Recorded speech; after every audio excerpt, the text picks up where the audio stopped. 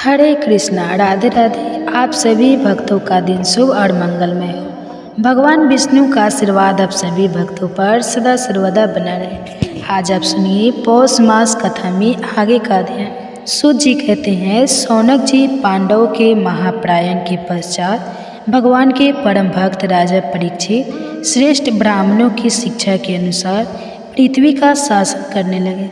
उनके जन्म के समय ज्योतिषियों ने उनके संबंधों में जो कुछ कहा था, वास्तव में वे सभी महान गुण उनमें विद्यमान थे। उन्होंने उत्तर की पुत्री इरावती से विवाह किया।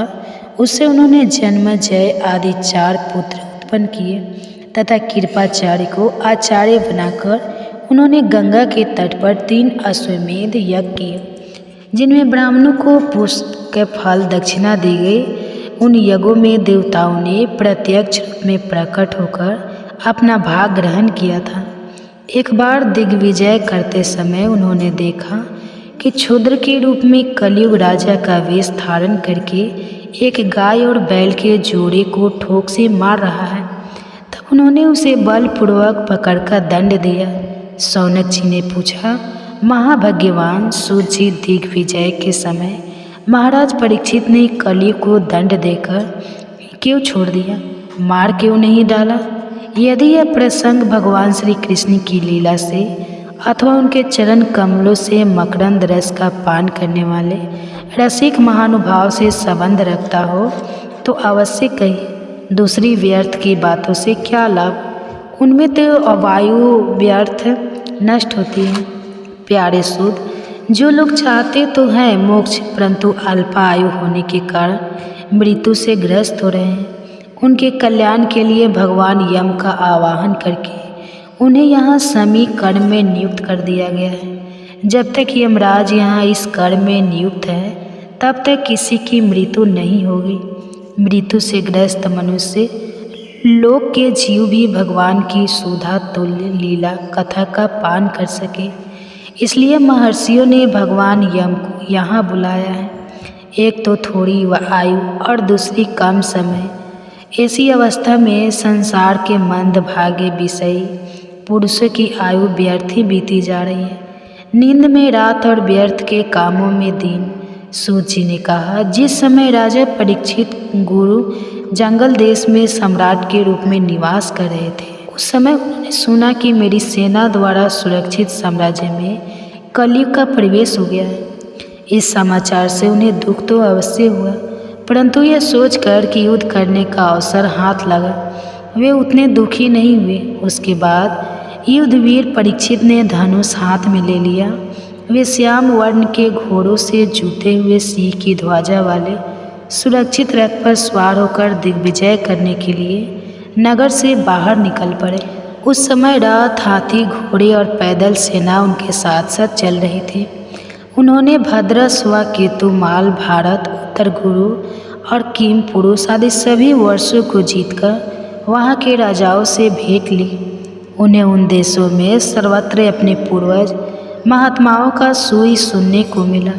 उस युगगान से पथ पथ पर भगवान श्री कृष्ण की महिमा प्रकट होती थी। इसके साथ ही उन्हें यह भी सुनने को मिला था कि भगवान श्री कृष्ण ने अश्वत्थामा के ब्रह्मास्त्र की ज्वाला से किस प्रकार उनकी रक्षा की थी। यदुवंशी और पांडव में परस्पर कितना प्रेम था तथा पांडव की भगवान श्री कृष्ण में कितनी भक्ति थी। जो लोग उन्हें यह चरित्र सुनाते, उन पर महामना राजा परीक्षित बहुत प्रसन्न होते।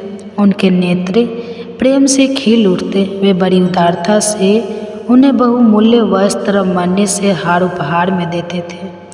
वे सुनते कि भगवान श्री कृष्ण ने प्रेम पावश होकर पांडवों के सारथी का काम किया, उनके सभासद बने, यहाँ तक कि उनके मन के अनुसार काम करके उनकी सेवा भी की। उनके सखा तो थे ही, दूत भी बने। इतना ही नहीं, अपने प्रेमी पांडव के चरणों में उन्होंने सारे जगत को झुका दिया। तब परीक्षित की भक्ति भगवान श्री कृष्ण के चरण कमलों में और भी बढ़ जाती। इस प्रकार वे दिन दिन पांडव के आचरण का अनुसरण करते हुए दिग्विजय कर रहे थे। उन्हीं दिनों उन्हें शिविर से थोड़ी ही दूर पर एक आश्चर्यजनक घटना घटी। वह मैं आपको सुनाता हूँ। धर्म बैल का रूप धारण करके एक पैर से घूम रहा था। एक स्थान पर उसे गाय के रूप में पृथ्वी मिली। पुत्र की मृत्यु से दुखिनी माता के समान उसके नेत्रों से आंसू के छर छर रहे थे। उसका शरीर सर हो रहा था। धर्म पृथ्वी से पूछने लगा। धर्म ने कहा, कल्याणी, कुशल से तो हो ना? तुम्हारा मुख कुछ कुछ मलिन हो रहा है, तुम सीन हो रही हो। मालूम होता है तुम्हारे हृदय में कुछ न कुछ दुख अवश्य है।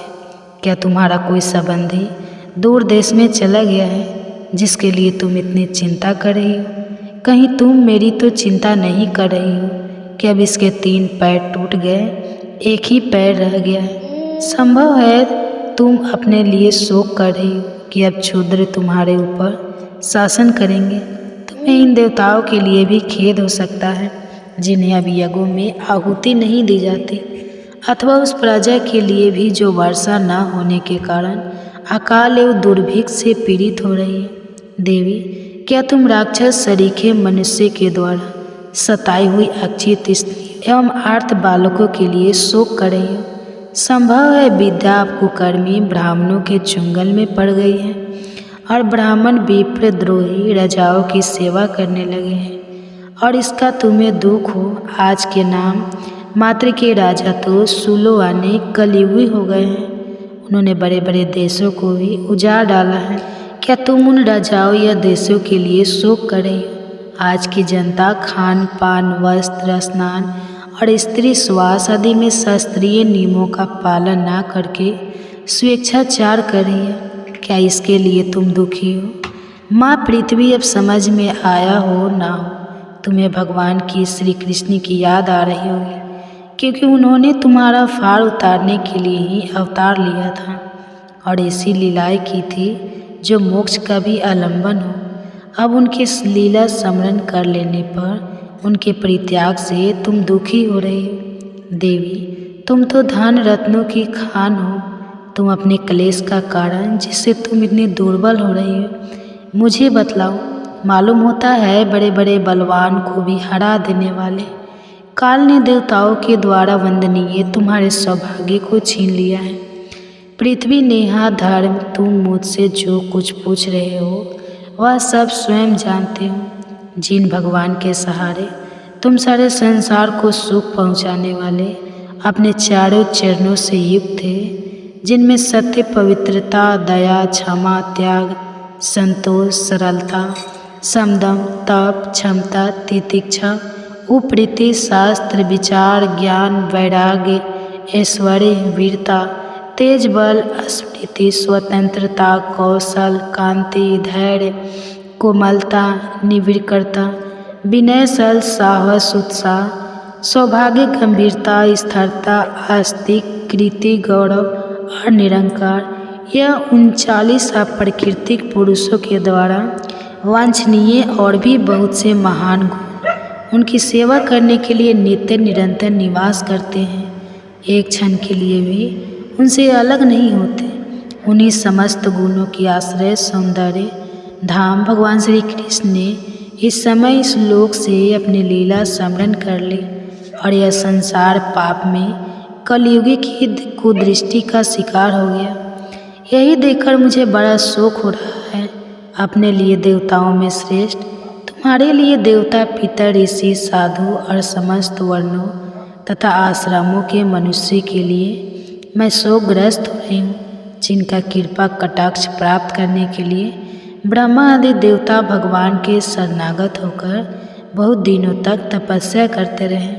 वही लक्ष्मी जी अपने निवास स्थान कमल का परित्याग करके बड़े प्रेम से जिनके चरण कमलों की सौभाग्य छत्र छाया का सेवन करती है, उन्हीं भगवान के कमल, व्रज, अंकुश और ध्वजा आदि चिन्हों से युक्त श्री चरणों से विभूषित होने के कारण मुझे महान वैभव प्राप्त हुआ था और मेरी तीनों लोकों से बढ़कर सुबह हुई थी, परंतु मेरे सौभाग्य का अब अंत हो गया। भगवान ने मुझ अभागिन को छोड़ दिया।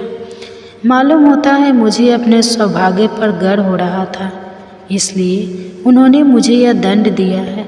तुम अपने 3 चरणों के कम हो जाने से मन ही मन कर रहे थे। अतः अपने पुरुषार्थ से तुम्हें अपने ही अंदर पुनः सब अंगों से पूर्ण एवं स्वस्थ कर देने के लिए वे अत्यंत रमणीय श्याम सुंदर विग्रह से यदवंश में प्रकट हुए और मेरे बड़े भारी भार को, जो असुर वंशी राजाओं की सैकड़ों अक्षन्न होके रूप में था, वह नष्ट कर डाला। क्योंकि वह परम स्वतंत्र है, जिन्होंने अपनी प्रेम भरी चितवन, मनोहर मुस्कान और मीठी मीठी बातों से सत्यभामा आदि मधुमय माननीय के मन के साथ धीरज को भी छीन लिया था, और जिनके चरण कमलों के स्पर्श में निरंतर आनंद से पुलकित रहती थी। उन पुरुषोत्तम भगवान श्री कृष्ण का विरह भला कौन सा शक्ति है। धर्म और पृथ्वी इस प्रकार आपस में बातचीत कर ही रहे थे कि उसी समय राजसी परीक्षित पूर्व विहीन सरस्वती के तट पर आ पहुँचे। तो इसी के साथ यह अध्याय समाप्त हुआ। इसके आगे का कथा मैं कल के अध्याय में सुनाऊंगा। तब के लिए अब सुनिए भागवत महापुराण की कथा में आगे का अध्याय। जब भक्ति की गहराई अटूट हो जाती है तो भगवान केवल उपदेश देने के लिए नहीं आते, अभी तो अपने भक्त के जीवन में चमत्कारिक हस्तक्षेप करने के लिए भी आते हैं। जरा सोचिए कि आप भूखे हैं, निराश हैं, हर प्रकार के रास्ते बंद हो चुके हैं, और तब भगवान स्वयं एक साधारण व्यक्ति के रूप में आकर आपकी समस्या का हल कर देते हैं। अगर आपके जीवन में ऐसी कोई घटना हो तो आपको कैसा अनुभव होगा? एक ऐसा अनुभव जिसे शब्दों में वर्णित करना असंभव हो जाता है ना? आज हम आपको एक ऐसी ही प्रेरणादायक सुंदर पौराणिक कथा सुनाने जा रहे हैं, जिससे हमें यह प्रेरणा मिलेगी कि जब हम प्रभु पर पूर्ण रूप से विश्वास करते हैं, श्रद्धा रखते हैं, तो वे अपने भक्त की सहायता हेतु संपूर्ण संसार के नियमों को भी बदलने की क्षमता रखते हैं। तो चलिए एक भक्त का गुणगान गाते हुए आज हम भगवान की एक विशेष कथा का श्रवण करते हैं। अंत तक इस कथा को अवश्य सुनिए, और अगर यह कथा अच्छी लगे तो इसे अपने मित्रों और परिवारजनों को भी शेयर कीजिए। तो चलिए आज की इस पौष मास में भागवत महापुराण की कथा का श्रवण करते हैं। सामान्यतः देखा जाता है कि लोगों की कथनी और करनी में अंतर होता है, और यह भौतिक जीवों का सामान्य स्वभाव है। लेकिन भगवान और उनके शुद्ध भक्तों में ऐसा नहीं होता। भगवान श्री कृष्ण भागवत गीता के 9वें अध्याय के 22वें श्लोक में कहते हैं, अनन्य चिंतयतो माम ये जना परे उपास तेषाम नित्य अभियुक्त नाम योग छेद विहामय विहाम। भगवान श्री बोलते ही हैं, जी नहीं, वह करते भी हैं, और जब वह अपने भक्तों के लिए अपना वचन पूरा करते हैं तो कोई कमी भी नहीं छोड़ते। अब देखिए, भगवान श्री कृष्ण के रूप में हमने उनकी कथनी तो सुन ली, लेकिन आज हम उन्हें जगन्नाथ जी के रूप में इस कथनी को करनी में बदलते हुए भी देखेंगे। तो चलिए अत्यंत मधुर कथा के तार और सरगम चेते हुए हम चलते हैं भागवत महापुराण की कथा की ओर। उड़ीसा के जाजपुर नगर में, जहाँ भगवान जगन्नाथ जी के एक प्रिय भक्त बंधु महाती निवास करते, उनके परिवार में एक पत्नी, एक पुत्र और 2 पुत्रियां थीं। स्वभाव से वैष्णव गुणों से समृद्ध, लेकिन भौतिक लक्ष्मी से संपूर्ण निर्धन, ऐसे बंधु महाती भगवान श्री हरि के परम भक्त थे, और प्रतिदिन भिक्षा मांगकर जो मिलता उसी से उनके परिवार का जीवन निर्वाह चलता था। अपने गृहस्थ जीवन से वे संपूर्ण अनासक्त थे, जो कि इस भौतिक देह और संसार की क्षण भंगुरता से वे अच्छे से परिचित थे। अब एक बार क्या हुआ कि उनके नगर क्षेत्र में भयंकर अकाल पड़ा। चारों ओर भूख और प्यास से लोग मर रहे थे। जब लोगों के खुद के पास पर्याप्त भोजन नहीं था तो ऐसे समय में लोग भिक्षा कैसे दे सकते थे। इसलिए बंधु मोहती और उनके परिवार को इस कष्ट का सामना करना पड़ा। जब उनकी पत्नी ने देखा कि उनके बच्चे या भूख के कारण मृत्यु शैया पर लेटे चुके हैं तो उनसे यह सहन नहीं हुआ, और उन्होंने अपने पति बंधु मोहती से कहा, हे स्वामी, क्या आपके ऐसे कोई रिश्तेदार या सगे संबंधी नहीं है जो हमें इस महामारी के समय में सहायता प्रदान करें? क्यों ना हम इस स्थान को छोड़कर आपके किसी रिश्तेदार के घर चले जाएं? जिससे हमारे बच्चों के संकट में पड़े हुए प्राण की रक्षा हो सके। पत्नी की आर्द्र प्रार्थना सुनकर बंधु मोहंती ने कहा, मेरा कोई रिश्तेदार तो नहीं है, परंतु मेरा एक परम मित्र अवश्य है। वह इस संसार में सर्वश्रेष्ठ है और उसके समान कोई नहीं, लेकिन वो यहाँ से बहुत दूर श्री क्षेत्रपुरी धाम में रहता है। अगर किसी तरह हम उस तक पहुँच गए तो हमारी सभी समस्याओं का समाधान हो जाएगा। बंधु मोहंती की बात सुनकर पत्नी ने हर्षित होते हुए कहा, अच्छा, फिर प्रतीक्षा किस बात की? चलिए मैं एक बच्चे को उठा लेती हूँ और आप दूसरे को उठा लीजिए, और बिना किसी विलंब और अब हम निकलते हैं। पत्नी की बात सुनकर प्रसन्न हुए बंधु मोहंती ने सोचा, चलो इसी बहाने मुझे मेरे प्रभु श्री जगन्नाथ, बलदेव और सुभद्रा जी के दर्शन हो जाएंगे। और बस फिर क्या था, बंधु मोहंती अपनी पत्नी और बच्चों के साथ निकल पड़े अपने परम मित्र के घर जाने के लिए, यानी श्री क्षेत्रपुरी धाम के लिए। 4 दिन की कठोर यात्रा के बाद वे सभी जगन्नाथ मंदिर के द्वार पर जा पहुँचे। उस समय हजारों लोगों की भीड़ वहां दर्शन के लिए एकत्रित हुई थी, इसलिए सुरक्षा प्रबंध मजबूत था। अब ऐसे समय में मंदिर में जाने का अवसर उन्हें नहीं मिल पाया, इसलिए उन्होंने बाहर से ही पतित पावन जगन्नाथ जी के दर्शन किए और पेजा नाला के निकट स्थित दक्षिण द्वार पर चले गए। यह वही स्थान है जहां मंदिर की रसोई में तैयार किए गए चावलों का मान एकत्रित होता है और पेजा के नाम से प्रसिद्ध इस प्रभावी को गाय पीती है। बंधु मोहंती ने अपने परिवार वालों से कहा, आज मेरे मित्र के घर में बहुत से अतिथि आए हुए हैं, इसलिए चौकीदार केवल विशेष अतिथि को ही अंदर जाने दे रहे हैं। इसलिए हम सब ऐसा करते हैं कि आज रात इस स्थान पर हम सब इस जगन्नाथ मंदिर की रसोई से निकलने वाले पेजा द्रव्य को पीकर इस स्थान पर रात्रि में विश्राम कर लेते हैं, और फिर जब सुबह हो जाएगी तो हम मेरे मित्र के घर पर चलेंगे। उनकी पत्नी और बच्चों ने उनकी बात मान ली। उन्होंने वहाँ से एक टूटा हुआ कुल्हड़ ढूंढा और मन भरकर चावल का मान पिया और वहीं पर सो गए। उस रात बंधु मोहंती ने जगन्नाथ जी से प्रार्थना करते हुए कहा, हे जगत के नाथ, आप इस सृष्टि में सभी को पालनहार हैं, क्या हम आपकी सृष्टि से भिन्न हैं? हे प्रभु, हम यहाँ भोजन की कमी के कारण भूख से मर रहे हैं, कृपा हमारी रक्षा करें प्रभु, अन्यथा हम इस शरीर का त्याग कर देंगे।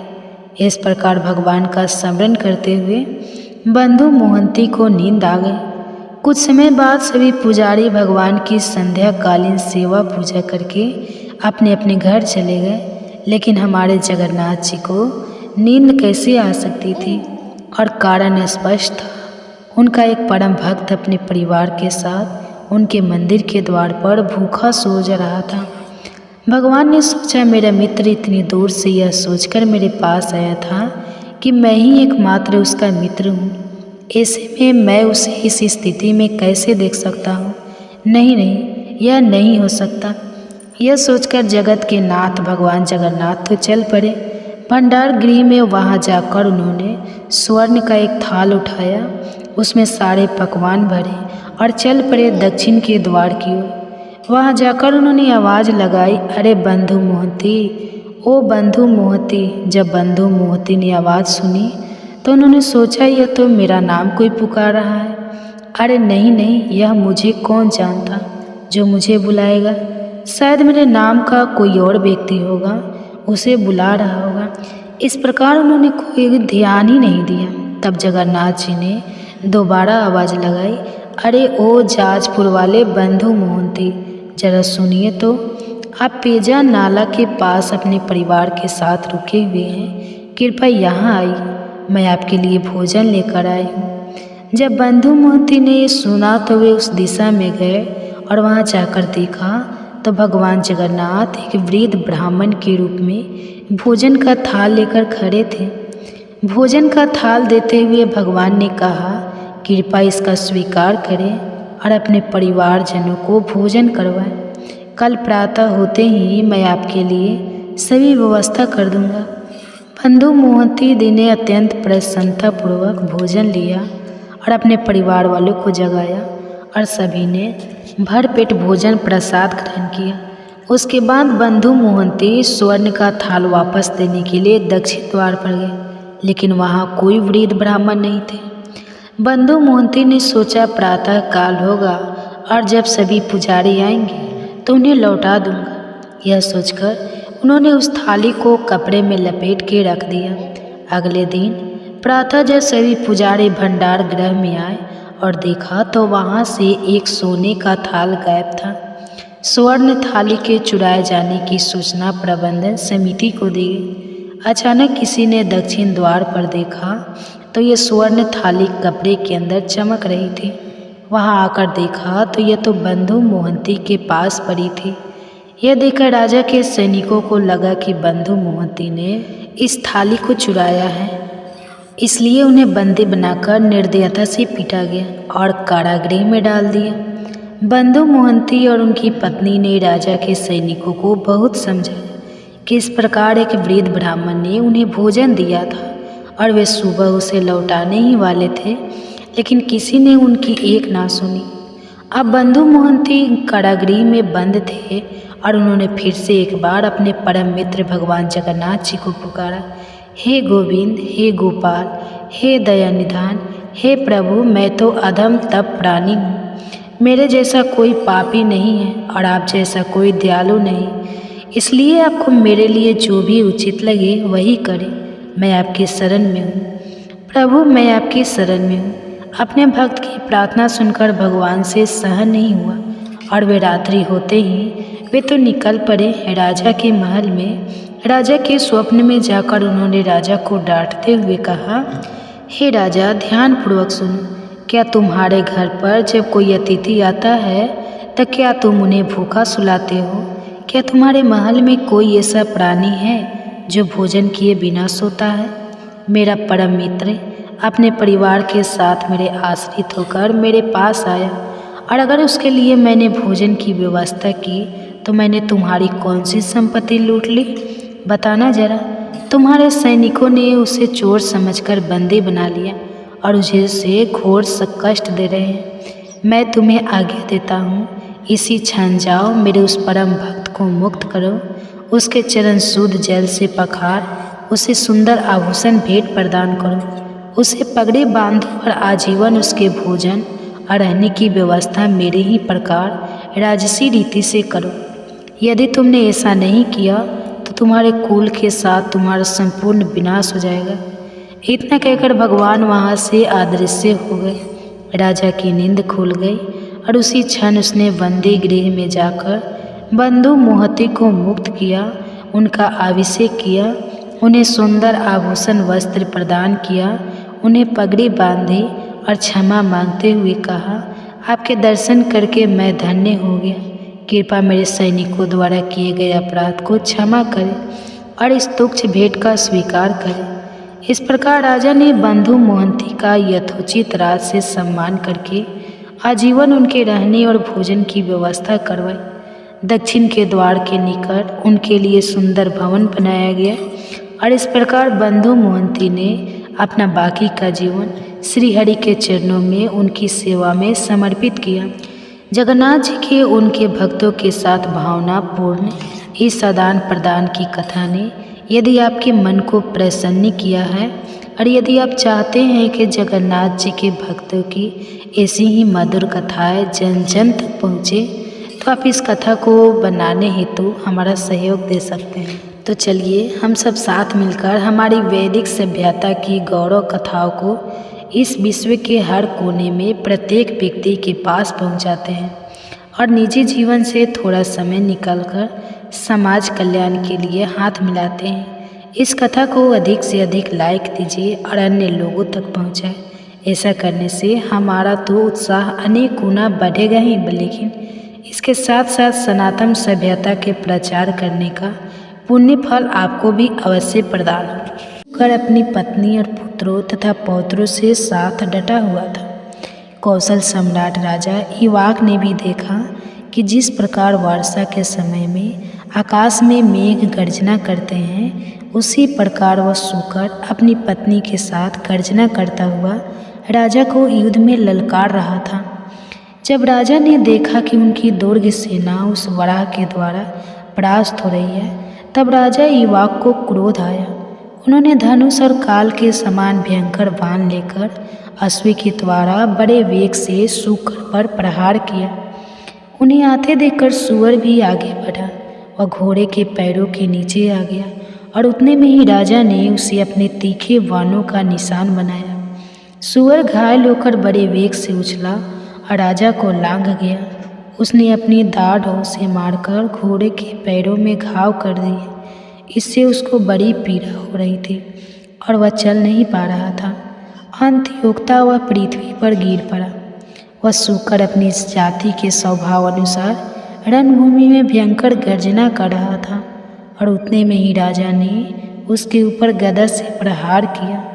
गदा का आघात पाकर उसने शरीर त्याग दिया और भगवान श्री विष्णु के श्रेष्ठ धाम में प्रवेश किया। इस प्रकार महाराज युवाक के साथ युद्ध करके वह सूकर राजा हवा के वेग से उखड़कर गिरे हुए वृक्ष की तरह पृथ्वी पर गिर पड़ा और उस समय देवतागण उसके ऊपर पुष्प वर्षा करने लगे। तत्पश्चात समस्त सूर क्रूर और भयंकर व्याध हाथों में पास लेकर उस सकरी की ओर दौड़ पड़े। सकरी अपने 4 बच्चों को घेर कर खड़ी थी। उस महासंग्राम में अपने पति को मरा हुआ देखकर वह शोक से मोहित होकर अपने पुत्रों से कहने लगी, हे बच्चों, जब तक मैं यहाँ हूँ तब तक शीघ्र गति से अन्यत्र भाग जाओ। यह सुनकर उनमें से ज्येष्ठ पुत्र ने कहा, माता, मैं जीवन के लोभ से अपनी माता को संकट में छोड़कर नहीं जाऊँगा। यह कैसे हो सकता है? यदि मैं ऐसा करूँ तो मेरे जीवन को धिक्कार है। मैं अपने पिता के बैर का बदला लूँगा, युद्ध में शत्रु को परास्त करूँगा। तुम मेरे 3 छोटे भाइयों को लेकर पर्वत की कंदरा में चली जाओ। अपने पुत्र की यह बात सुनकर सकरी दुख से आतुर होकर बोली, हे मेरे बच्चे, मैं महापाप नहीं तुझे छोड़कर कैसे जा सकती हूँ। मेरे 3 पुत्र भले ही चले जाए। ऐसा निश्चय करके उन दोनों माँ बेटे ने बाकी के 3 बच्चों को आगे कर लिया और व्याधों को देखते देखते वे विकट मार्ग से जाने लगे। समस्त सूकर अपने तेज और बल से जोश में आकर बारंबार गरज रहे थे और इसी बीच में सूरवीर व्याध वेग से चलकर वहां आ गए। सकरी और सूकर दोनों माँ और पुत्र व्याध होकर मार्ग रोककर खड़े हो गए। व्याध तलवार, बाण और धनुष लेकर नजदीक आ गए। तीखे तोमर, चक्र और मसलों का प्रवाह करने लगे। ज्येष्ठ पुत्र अपनी माता को पीछे करके व्याध के साथ युद्ध करने लगा। कितने को ही दाढ़ से कुचलकर उसने मार डाला, कितनों को ही थूथुन की चोट से धराशायी कर दिया और कितनों को ही खड़ों के अग्रभाग से मारकर मौत के घाट उतार दिया। बहुत से सूरवीर रणभूमि में ढेर हो गए थे। राजा युवाक को संग्राम में इन सूरों को युद्ध करते हुए देखकर और उसे पिता के समान ही सूरवीर जानकर स्वयं उसके सामने आए। उनके हाथ में धनुष बाण थे और उन्होंने अर्धचंद्रकाल तीखे बाण से सूकर पर प्रहार किया। उसकी छाती विदीर्ण हो गई और वह राजा के हाथ से घायल होकर पृथ्वी पर गिर पड़ा। गिरते ही उसके प्राण पखीड़े उड़ गए। अपने पुत्र के शोक और मोह से अत्यंत व्याकुल होकर सकरी उसकी लाश पर गिर पड़ी। फिर संभलकर उसने अपने थूथुन से ऐसा प्रहार किया जिससे अनेकों सूरवीर धरती पर सो गए। कितने ही व्याध धराशायी हो गए, कितने ही भाग गए और सकरी अपने दाढ़ों के प्रहार से राजा की विशाल सेना को खदेड़ने लगे। यह देखकर काशी नरेश देवराज की पुत्री महारानी सुदेवा अपनी पति से कहती है, हे प्राणनाथ, इस सकरी ने आपकी बहुत बड़ी सेना का विध्वंस कर दिया है, फिर भी आप अब उसकी अपेक्षा क्यों कर रहे हैं? मुझे इसका कारण बताइए। तब महाराज ने उत्तर दिया, हे प्रिय, यह स्त्री है। स्त्री के वध से देवताओं ने बहुत बड़ा पाप बताया है। इसलिए मैं इस सकड़ी को ना तो स्वयं मारता हूँ और ना ही किसी दूसरे को ही इसे मारने के लिए भेज रहा हूँ। इसके वध के कारण होने वाले पाप से मुझे भय लगता है। इस प्रकार कहकर महाबुद्धिमान राजा चुप हो गए। वहाँ खड़े हुए सभी व्याध में से एक का नाम भार्गव था। उसने देखा शुकर समस्त वीरों का संहार कर रहे थे। बड़े बड़े योद्धा भी उसके सामने टिक नहीं पा रहे थे और यह देखकर व्याध ने बड़े वेग से एक बाण का प्रहार किया और उस शुक्र को बींध डाला। शुक्र ने भी झपट कर व्याध को पछाड़ दिया और व्याध ने गिरते गिरते संकड़ी पर तेज धार वाली तलवार का भरपूर हाथ लगाया। वह बुरी तरह से घायल होकर गिर पड़ी और धीरे धीरे सांस लेती हुई जमीन पर मूर्छित हो गई। जब रानी सुदेवा ने उस पुत्र वत्सला सकड़ी को धरती पर गिरकर बेहोश होते देखा तो उनका हृदय करुणा से भर आया। वे उस दुखनी के पास गए, ठंडे जल से उसका मुंह धोया और फिर समस्त शरीर पर पानी डाला। इससे शरीर को कुछ होश आया। उसने रानी को पवित्र और शीतल जल से अपने शरीर का अभिषेक करते देखा और फिर मनुष्य की भांति वह बोलने लगी, हे देवी, आपने मेरा अभिषेक किया है, इसलिए आपका कल्याण हो। आपके दर्शन और स्पर्श से आज मेरी पाप राशि नष्ट हो गई है। सुक्रिया को बड़ा आश्चर्य हुआ। वे मन ही मन कहने लगी, यह तो मैंने विचित्र बात देखी। पशु जाति की यह मादा इतनी स्पष्ट सुंदर स्वर और व्यंजन से युक्त और उत्तम संस्कृत बोल रही है। महाभागा सुदेवा इस घटना से हर्षमग्न होकर अपने पति से कहने लगी, राजन, इधर देखिए, यह अपूर्व जीव है। पशु जाति की स्त्री होकर भी मानवी की भांति उत्तम संस्कृत बोल रही है। तत्पश्चात रानी ने शुकर से उसका परिचय पूछा, हे भद्रे, तुम कौन हो? तुम्हारा बर्ताव तो बड़ा विचित्र दिखाई देता है। तुम पशु योनि की स्त्री होकर भी मनुष्यों की तरह बोलती हो। अपने और अपने स्वामी के पूर्व जन्म का वृतांत सुना। तब उस सकड़ी ने कहा, हे देवी, मेरे पति पूर्व जन्म में संगीत कुशल गंधर्व थे। उनका नाम रंगबिंदाधर था। यह सब शास्त्रों के ममर्क थे और एक समय महातेजस्वी मुनि श्रेष्ठ पुल सत्य जी ने मनोहर कंदराओं और झरों से सुशोभित गिरिवन मेरु पर निष्कपट भाव से तपस्या कर रहे थे। मेरे पति रंगबिंदाधर अपनी इच्छा के अनुसार उस स्थान पर गए और एक वृक्ष की छाया में बैठकर गायन का अभ्यास करने लगे। उनका मधुर संगीत सुनकर मुनि का चित्त ध्यान से विचलित हो गया। वे गायक के पास जाकर कहने लगे, विद्वे, तुम्हारे गीत के उत्तम स्वर, ताल, लय और मूर्छना युक्त भाव से मेरा मन ध्यान से विचलित हो गया है। जब मन निश्चल होता है तभी समस्त विद्याओं प्राणियों को सिद्धि प्रदान करती हैं। मन एकाग्र होने पर ही तप और मंत्रों को सिद्धि होती है। इंद्रियों का यह मकान समुदाय, अधम और चंचल है। यह मन को ध्यान से हटाकर सदा विषय की ओर ले जाता है। इसलिए जहाँ शब्द रूप युवती स्त्री का अभाव होता है, वहीं मुनिलो लोग अपने तप की सिद्धि के लिए जाते हैं। तुम्हारे इस संगीत से मेरे ध्यान में बाधा आई है, इसलिए मेरा अनुरोध है कि तुम इस स्थान को छोड़कर कहीं और चले जाओ, अन्यथा मुझे ही यह स्थान छोड़कर दूसरी जगह जाना पड़ेगा।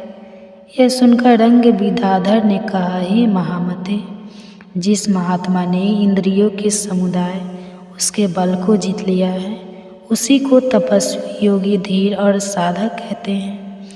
आप जितेंद्रिय नहीं लग रहे हैं और इसलिए तेज से हीन हैं। हे ब्राह्मण, यह वंश सबके लिए साधारण है। इस पर सबका समान अधिकार है। जैसे इसके ऊपर देवताओं और संपूर्ण जीवों का सब सत है, उसी प्रकार मेरा और आपका भी है। ऐसी दशा में मैं इस उत्तम वन को छोड़कर क्यों चला जाऊँ? आप चाहे रह जाए या फिर जाए, मुझे उसकी कोई परवाह नहीं। अब ब्राह्मण ऋषि पुल सत्य जी धर्मात्मा है, इसलिए वे क्षमा करके स्वयं ही उस स्थान को छोड़कर अन्यत्र चले गए। और योग आसन से बैठकर तपस्या करने लगे। उनके चले जाने पर दीर्घ काल के बाद उस गंधर्व को पुनः उनका स्मरण आया। वह सोचने लगा कि मुनि मेरे ही भय से भाग गए थे। जरा देखूं तो कहाँ गए और क्या कर रहे हैं, कहाँ रहते हैं। यह सोचकर गीत विद्याधर ने पहले महर्षि के स्थान का पता लगाया और फिर वरा का रूप धारण करके वे उनके उत्तम आश्रम पर गए, जहाँ पुलस जी आसन पर विराजमान थे।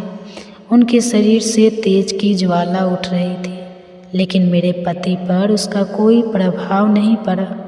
वे कुछ चेष्टापूर्वक थूथुन के अग्रभाग से उन नियमसल ब्राह्मण का तीरथ संस्कार करने लगे। यहाँ तक कि उनके आगे जाकर उन्होंने मल मूत्र का भी त्याग लिया, लेकिन पशु जानकर मुनि ने उन्हें छोड़ दिया, दंड नहीं दिया। मुनि की इस क्षमा का मेरे पति पर उल्टा ही असर हुआ। उनकी उद्दंडता और बढ़ गई और एक दिन शुकर के रूप में वे फिर वहाँ गए और बार बार अट्टहास्य करने लगे। कभी रोते और कभी मधुर स्वर से गीत गाने लगे। अब सुअर की चेष्टा छिपी ना। देखकर मुनि समझ गए कि हो ना हो वह वही निम्न कोटि का गंधर्व है और मुझे ध्यान से विचलित करने की चेष्टा कर रहा है। और फिर उन्हें अत्यंत क्रोध आया। वे श्राप देते हुए कहने लगे, हे महापाप, तो शुकर का रूप धारण करके मुझे इस प्रकार विचलित कर रहा है, इसलिए अब सुगर की योनि में ही तू जा। हे देवी, यही मेरे पति के सुगर योनि में पड़ने का वृतांत है। अब मैं आपको अपने पूर्व जन्म के विषय में बताती हूँ, वो भी आप सुनिए। इतना कहकर उस सकरी ने महारानी सुदेवा को अपने पूर्व जन्म का वृतांत कह सुनाया। और वह क्या था वह हम सुनेंगे हमारे इसी पौष मास महापुराण की कथा की अगली कड़ी में। उसे सुनने के लिए अगर आप पहली बार इस चैनल पर आए हैं और अभी तक नहीं सब्सक्राइब किया है तो आपकी अपने चैनल वंदना काव्या को सब्सक्राइब करके रख लीजिए, नोटिफिकेशन ऑन रखिए ताकि आप वीडियो पूरा देख पाए। पौष मास में भागवत महापुराण की कथा, इस विशेष कथा श्रृंखला आज की इस पौष मास विशेष कथा में आप सबका स्वागत है। तो चलिए आरंभ करते हैं आज की कथा। सुखला की सखियों ने पूछा, हे महाभागे, यह रानी सुदेवा कौन थी? उनका आचार विचार कैसा था? तब सुखला ने कहा, हे सखियों, यह बहुत समय पहले की बात है। अयोध्यापुरी में मनुपुर राम महाराज इवाक का राज्य था। वे धर्म के बड़े ज्ञानी, तत्वज्ञान प्रकार के धर्मों के अनुष्ठान में रत रहने वाले स्वर्ग और देवता तथा ब्राह्मणों के पुजारी थे। काशी के राजा वीरबल महात्मा देवराज की पुत्री सुदेवा के साथ उनका विवाह हुआ था। सुदेवा सत्य व्रत के पालन में सदैव तत्पर रहती थी। वो हर प्रकार के सदाचार का पालन करती थी। पुण्यात्मा राजा इक्वा को उनके साथ अनेक प्रकार के उत्तम पुण्य और यज्ञ कार्य किया करते थे। अब एक दिन महाराज अपनी रानी के साथ गंगा के तट पर गए। वहाँ पर एक सुंदर वन था और वहाँ पर शिकार खेलने लगे। उन्होंने बहुत से सिंह और सुख को मारा। जब वे इस प्रकार शिकार कर रहे थे उस समय उनके सामने एक बहुत बड़ा सूगर आया। उसके साथ झुंड के झुंड और भी सूअर थे। वे सब अपने पुत्र और पुत्रों से घिरे हुए थे। उसकी प्रियतमा पत्नी शंकरी भी थी। और उस समय सूअर ने राजा को देखकर अपने पुत्रों और पत्रों तथा पत्नियों से कहा, हे प्रिय कौशल, देश के वीर सम्राट महातेजस्वी राजा ईवा को यहाँ शिकार खेलने आए हैं। उनके साथ बहुत सारे श्वान और व्याध भी हैं। इसमें संदेह नहीं है कि यह मुझ पर भी प्रहार करेंगे। वे बड़े पुण्यात्मा, वे राजाओं के भी राजा और समस्त विश्व के अधिपति हैं। मैं इस महात्मा राजा के साथ पुरुषार्थ और पराक्रम दिखाता हूँ। युद्ध करूँगा। यदि मैंने अपने तेज से इन्हें जीत लिया तो पृथ्वी पर अनुपम कृति भोग, और यदि बीरबल महाराज के हाथ से मैं युद्ध में पराजित हो गया तो भगवान श्री विष्णु के लोक में जाऊंगा न जाने पूर्व जन्म में मैंने कौन से पाप किए होंगे जिससे मुझे यह सूअर की योनि मिली है। आज मैं महाराज के अत्यंत भयंकर तेज धार वाले सैकड़ों वानों की जलधारा से अपने पूर्व संचित घोर पातक को धो डालूंगा। इसलिए तुम मेरा मोह छोड़ देना और इन पुत्रों पौत्र और श्रेष्ठ कन्या को बाल वृद्धि सहित संपूर्ण परिवार के साथ लेकर पर्वत की कंद्र में चली जाना।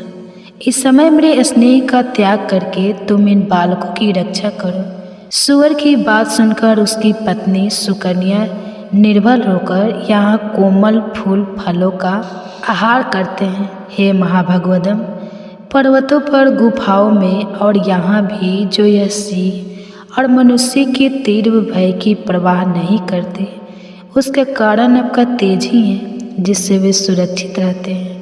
आपके द्वारा हमें त्याग देने पर मेरे सभी बच्चे दीन असहाय अचेत हो जाएंगे। आपसे दूर रहने में मेरी शोभा नहीं है। उत्तम सोने के बने हुए दिव्य आभूषणों, रत्नम उपकरणों, सुंदर वस्त्रों से विभूषित होकर माता पिता, भाई, सास, ससुर, अन्य संबंधियों से आदर पाकर भी अगर कोई स्त्री पति के विहीन होती है तो शोभा नहीं पाती है। जिस प्रकार आचार के बिना मनुष्य, ज्ञान के बिना सन्यासी, गुप्त मंत्रणा के बिना राज्य की शोभा नहीं होती, उसी प्रकार आपके बिना हम सबकी कोई शोभा नहीं हो सकती। हे प्राणेश, आपके बिना मैं अपने प्राण नहीं रख सकती। आपके साथ यदि मुझे नरक में भी निवास करना पड़े तो उसे मैं सहर्ष स्वीकार करूँगी। हम दोनों ही अपने पुत्र और पत्रों के साथ किसी पर्वत की दुर्गम कंद्र में घुस जाए, वही अच्छा है। आप जीवन की आशा छोड़कर मरने के लिए जा रहे हैं, भला इसमें क्या लाभ दिखाई दे रहा है? अपनी पत्नी की यह वचन सुनकर उस सुगर ने कहा, हे प्रिय, तुम वीरों के उत्तम धर्म को नहीं जानते। सुनो, मैं इस समय तुम्हें वो बताता हूँ। अगर योद्धा शत्रु की प्रार्थना करने पर या ललकारने पर भी काम, लोभ, भय अथवा मोह के कारण उस युद्ध का अवसर नहीं प्राप्त करता तो वह 1000 युगों तक कुंभी पार्क नामक नरक में निवास करता है। वीर पुरुष युद्ध में शत्रु का सामना करके यदि उसे जीत लेता है तो यश और कीर्ति का उपभोग करता है, और अगर निर्भयता पूर्वक लड़ता हुआ वह स्वयं ही मारा जाता है तो वीर लोक को प्राप्त कर दिव्य भोगों का उपभोग करता है। हे प्रिय, 200,000 वर्षों तक वह इस सुख का अनुभव करता है। मुनुपु राजा एक्वा को यहाँ आए हुए हैं जो स्वयं बड़े वीर हैं। वे मुझसे युद्ध चाहे तो मुझे अवश्य ही उनके साथ युद्ध करने का अवसर देना चाहिए। महाराज, युद्ध के अतिथि होकर आए हैं और अतिथि सनातन श्री विष्णु का स्वरूप होता है, इसलिए युद्ध रूप से इनका सत्कार करना मेरा आवश्यक कर्तव्य है। यह सुनकर उसकी पत्नी सकरी ने कहा, हे प्राणनाथ, यदि आप महात्मा राजा को युद्ध का अवसर प्रदान करेंगे तो मैं भी आपके साथ रहकर आपका पराक्रम देखूंगी। इस प्रकार कहकर सुगर ने तुरंत अपने प्रिय पुत्रों को बुलाया और कहा, हे बच्चों, मेरी बात ध्यान से सुनो। युद्ध भूमि में सनातन विष्णु रूप अतिथि पधारे हैं। उनके सत्कार के लिए मेरे पति जाएंगे और इनके साथ मुझे भी वहाँ जाना चाहिए। आप सबकी रक्षा करने वाले प्राणनाथ जब तक यहाँ उपस्थित है तभी तक तुम दूर के पर्वत के किसी दुर्गम गुफा में चले जाओ। मुनुपु राजा युवाक बड़े बलवान और दूरदमनी राजा है। यह हम सबके लिए काल स्वरूप है, सबका संहार करेंगे, और इसलिए यहाँ तुम दूर दूर चले जाओ। अपनी माता के से वचन सुनकर पुत्रों ने कहा, जो माता पिता को संकट में छोड़कर चले जाते हैं वह पाप आत्मा है, उसे महारौद्र और अत्यंत घोर नरक में जाना पड़ता है। जो निर्दयी अपनी माता के पवित्र दूध को पीकर प्रीपट से निश्चय करके सुगर, उसकी पत्नी और उसके सभी पुत्र बांधव सहित परिवार एक मोर्चा बनाकर खड़े हो गए। वे सभी बल और तेज से संपन्न थे। अब उधर अयोध्या के महाराजा मुनु कुमार युवा को अपनी सुंदर पत्नी और चतुरंगी नहीं सेना के साथ शिकार के लिए चले।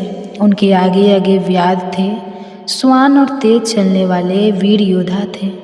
वे सभी लोग उस स्थान के समीप गए जहाँ बलवान सुगर अपनी पत्नी के साथ उपस्थित था। छोटे बड़े बहुत से सुगर सभी ओर से उसकी रक्षा कर रहे थे।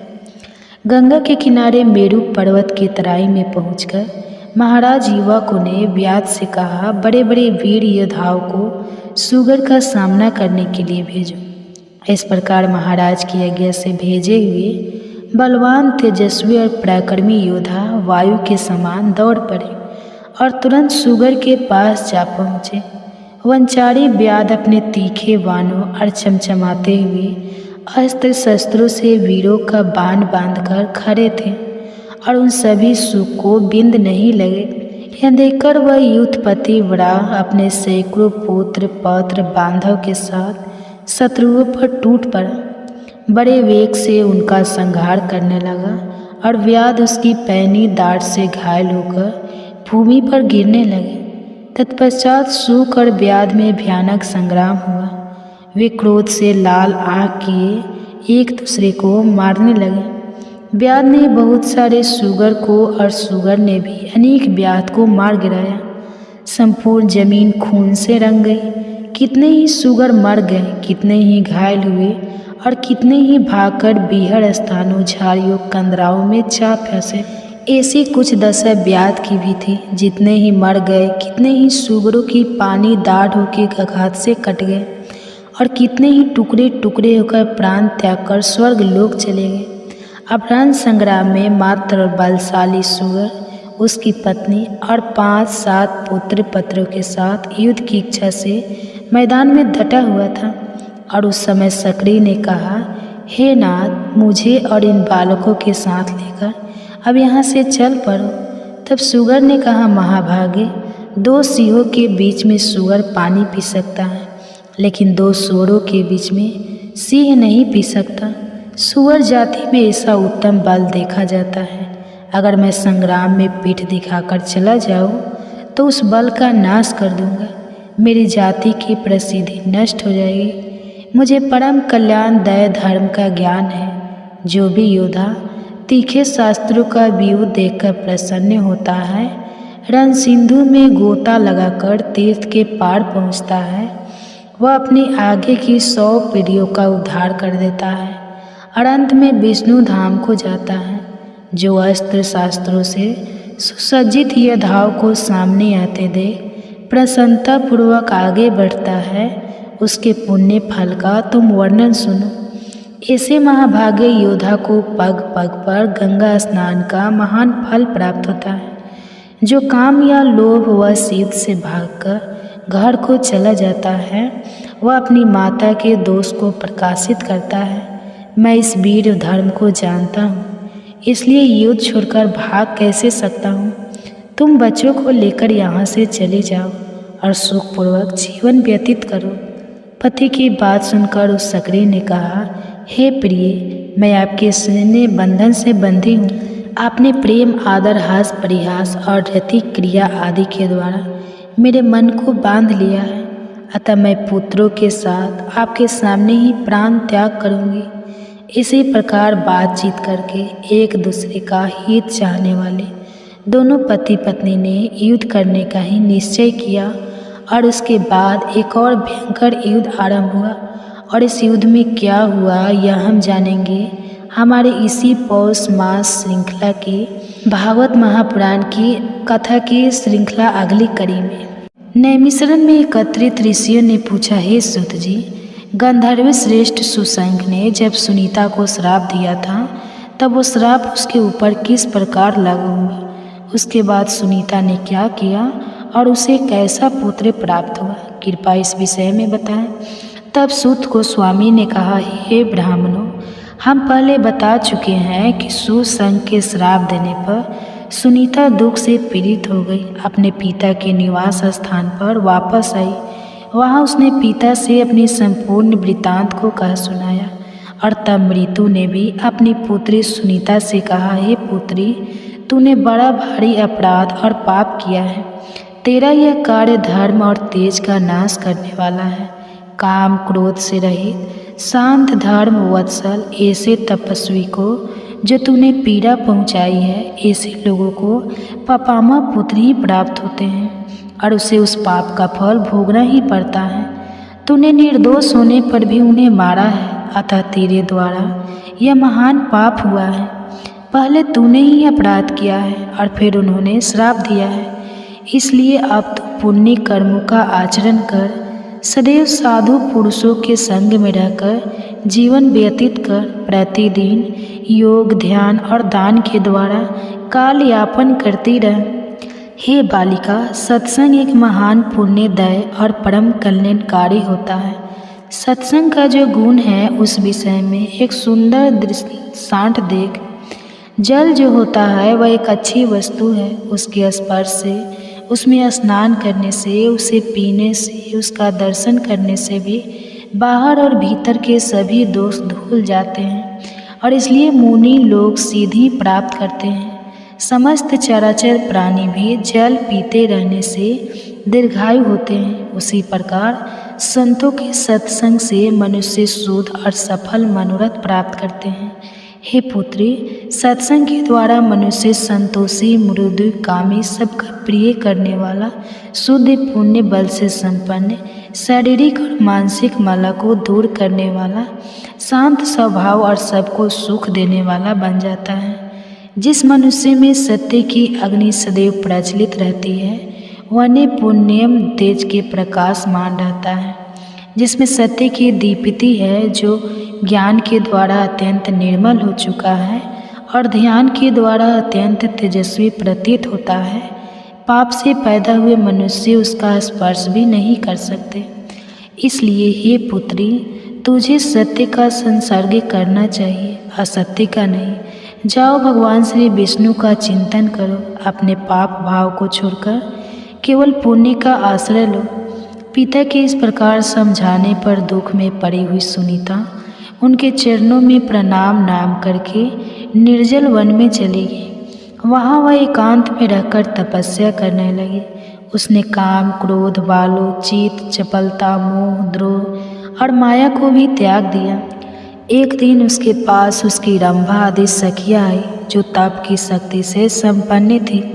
उन्होंने देखा सुनीता दुख का अनुभव कर रही है। ध्यान के साथ उसे चिंता करते हुए देखकर वहाँ आई। उसकी सखियों ने कहा, हे सखी, तुम्हारा कल्याण हो, तुम चिंता किस लिए कर रही हो?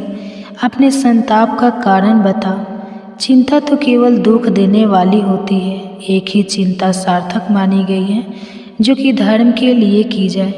हे धर्मनंदिनी, दूसरी चिंता जो योगियों के हृदय में होती है, जिसके द्वारा वे ब्रह्मा का चिंतन करते हैं, वह भी सार्थक है और उनके सिवा और जितनी भी चिंताएं हैं वे सब निरर्थक हैं। उनकी कल्पना भी नहीं करनी चाहिए। चिंता तो मनुष्य के शरीर, बल और तेज का भी नाश कर देती है। वह हर प्रकार के सुखों को नष्ट कर डालती है।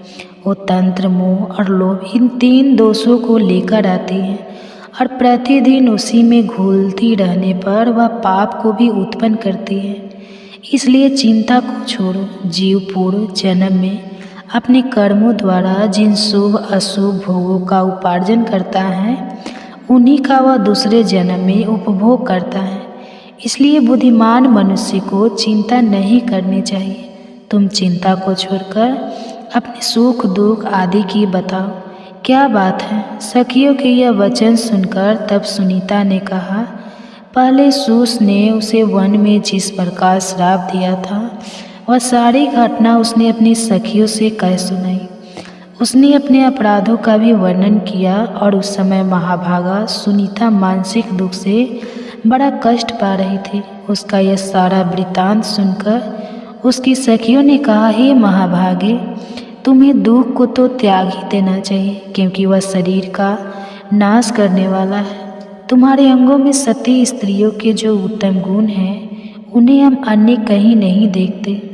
उत्तम स्त्रियों का पहला आभूषण रूप है, दूसरा चरित्र, तीसरा सत्य, चौथा आर्य यानी सदाचार, पांचवा धर्म, छठा सतयुष यानी कार्य करने का उत्साह, नौवां मंगल गान है, 10वां कार्य की कुशलता, 11वां काम भाव का अधिक्य और 12वां गुण मीठे वचन बोलना है।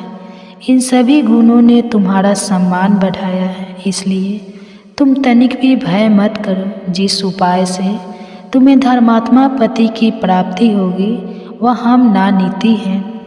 तुम्हारा काम तो हम ही सिद्ध कर देंगे। आप तुम स्वस्थ और निश्चिंत हो जाओ। हम तुम्हें एक ऐसी विद्या प्रदान करेंगे जो पुरुषों को मोहित कर लेती है। यह कहकर सभी सखियों ने सुनीता को वह सुखदायक विद्या बल प्रदान किया और उनसे कहा, हे कल्याणी, तुम देवता आदि में जिस जिस पुरुष को मोहित करना चाहो उसे तत्काल मोहित कर सकती हो। सखियों के इस प्रकार कहने पर सुनीता ने उस विद्या का अभ्यास किया। जब वह विद्या भली भांति सिद्ध हो गई तब सुनीता अत्यंत प्रसन्न हुई। वह अपनी सखियों के साथ ही पुरुषों को देखती हुई वन में घूमने लगी।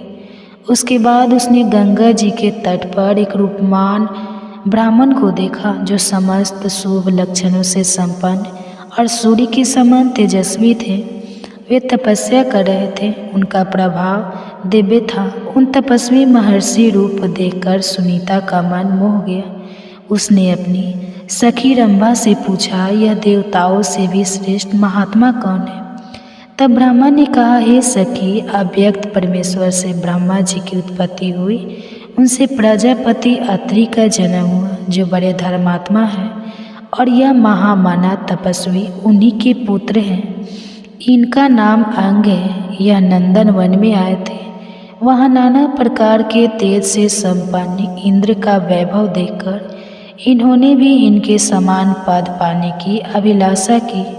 उन्होंने सोचा कि जब मुझे भी वंश को बढ़ाने वाला ऐसा ही पुत्र प्राप्त हो तभी मेरा जन्म कल्याणकारी होगा और साथ ही यश और कीर्ति भी मिल सकती है।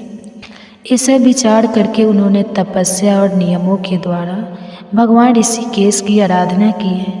जब भगवान अत्यंत प्रसन्न होकर उनके सामने प्रकट हुए तब इन महर्षि ने इस प्रकार वर मांगा, हे मधुसूदन, मुझे इंद्र के समान वैभवशाली और अपने समान तेजस्वी और पराक्रमी पुत्र प्रदान कीजिए। वो पुत्र आपका भक्त और सब पापों का नाश करने वाला होना चाहिए। और तब श्री भगवान ने कहा, हे महात्मा, मैंने तुम्हें ऐसा पुत्र होने का वर दिया है। वो सबका पालन करने वाला होगा। और ये कहकर भगवान चले गए थे। तब विप्र, वेन अंग किसी पवित्र कन्या की तलाश में है। जैसे तुम सभी अंगों से मनोहर हो वैसे ही कन्या बचाते हैं, इसलिए इन्हीं को अपने पति के रूप में प्राप्त करो। इनसे तुम्हें पुत्र पुण्यात्मा पुत्र की प्राप्ति होगी। यह महाभाग्य और पुण्य बल से संपन्न है। इनके वीर से उत्पन्न हुआ पुत्र उन्हीं की गुण संपत्ति से युक्त महातेजस्वी समस्त धर्मात्माओं में श्रेष्ठ परम सौभाग्यशाली युक्त आत्मा और ज्ञानी होगा। अपने सखियों की यह बात सुनकर सुनीता ने कहा, हे भद्रे, उचित है, मैं ऐसा ही करूँगी। इस विद्या से मैं ब्राह्मण को मोह में डालूँगी।